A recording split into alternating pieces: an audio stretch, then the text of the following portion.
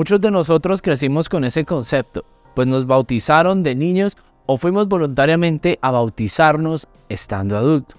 Durante más de 2000 años hemos sabido de personas que se bautizaron. Aún así, entre las personas existe mucho desconocimiento sobre ese tema.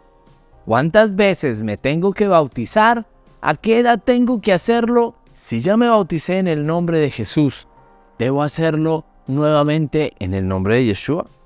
Es importante que como pueblo de Israel estudiemos sobre este tema para entrar en las aguas de forma adecuada. La palabra bautismo proviene de una palabra griega, la cual fue tomada del mundo antiguo donde hacía referencia a la labor de los baptizontes. Esta era una profesión en la antigüedad donde personas eran encargadas de sumergir telas en un proceso de teñido, el cual tenía un objetivo de cambiar el color de la tela, cambiando su estado, telas blancas a color. La palabra bautismo en hebreo es tevilá, generalmente traducida como inmersión. La palabra tevilá proviene de la palabra taval, que en el diccionario Strong también tiene que ver con el proceso de teñir una prenda.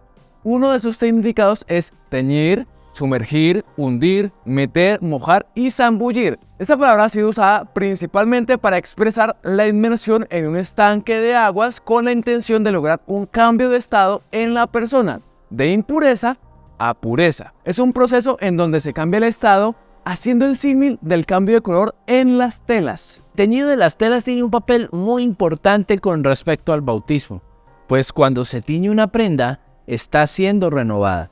En tiempos pasados se practicaba mucho esto de teñir las prendas para renovarlas. Hoy en día casi no, se hace poco, pero aún existen las tintorerías. Son las encargadas de restaurar alguna prenda manchada o desteñida, obteniendo resultados verdaderamente increíbles. La inmersión en las aguas o el bautismo literalmente es para renovar a la persona. Un claro ejemplo de esto es Naamán, un comandante del ejército sirio que había enfermado de lepra o tzaraat en hebreo.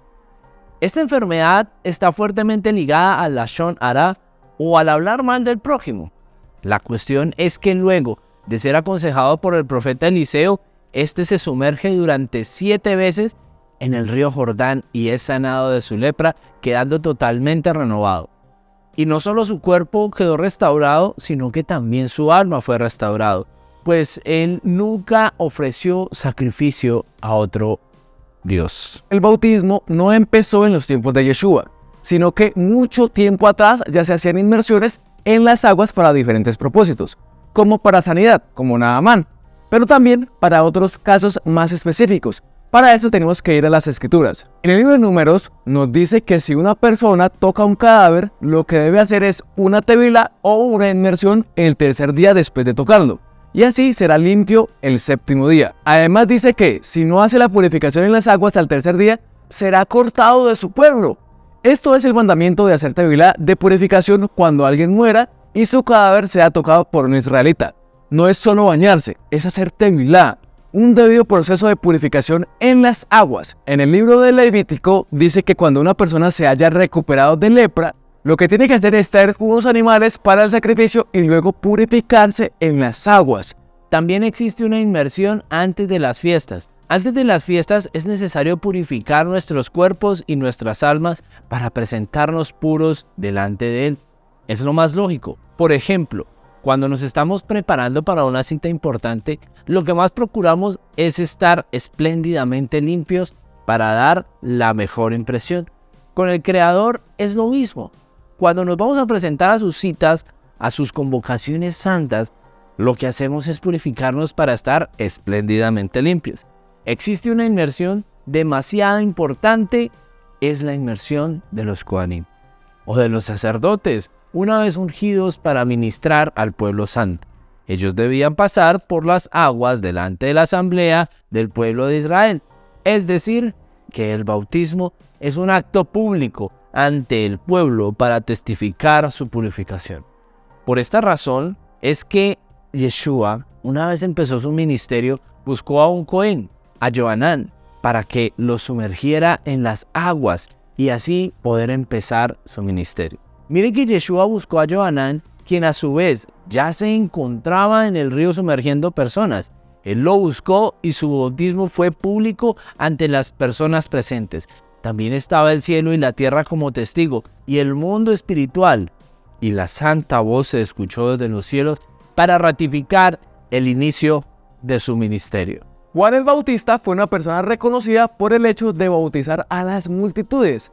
Él se dedicaba totalmente a esto. Tanto así que decir el Bautista es como decir su segundo nombre o su apellido. Él bautizaba a las personas para arrepentimiento, para redención, para preparar el camino al Señor. En los tiempos de Yeshua era común bautizar a las personas para ser parte de alguna escuela. Entonces, si alguien se identificaba con las enseñanzas de Hillel, lo que hacía era sumergirse en las aguas para ser parte de sus discípulos. De la misma forma sucedía con los discípulos de Shammai. El Talmud afirma esto que estamos exponiendo. Cita lo siguiente: Rav Zera dijo en nombre de Rav Yohanan: alguien no se convierte en prosélito hasta que ha sido circuncidado y hasta que ha efectuado la tevilá. Esta es la inmersión que hace la iglesia. Obviamente hay muchas más inmersiones, pero esta es la de seguir un movimiento o una doctrina. Así como en la antigüedad se hacía una sola vez para elegir un maestro, así en el cristianismo lo hacen para nacer de nuevo bajo los parámetros de la iglesia. Por esta razón, Yeshua da la instrucción a sus discípulos de bautizarlos en su nombre. Vayan y hagan discípulos, sumergiéndolos en mi nombre. Esto para afirmar que somos parte de los suyos.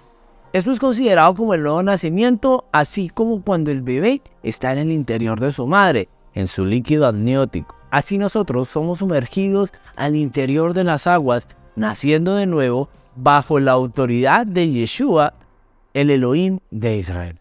Este bautismo se hace una sola vez en la vida y tiene que ser con total discernimiento y conocimiento de lo que se va a hacer.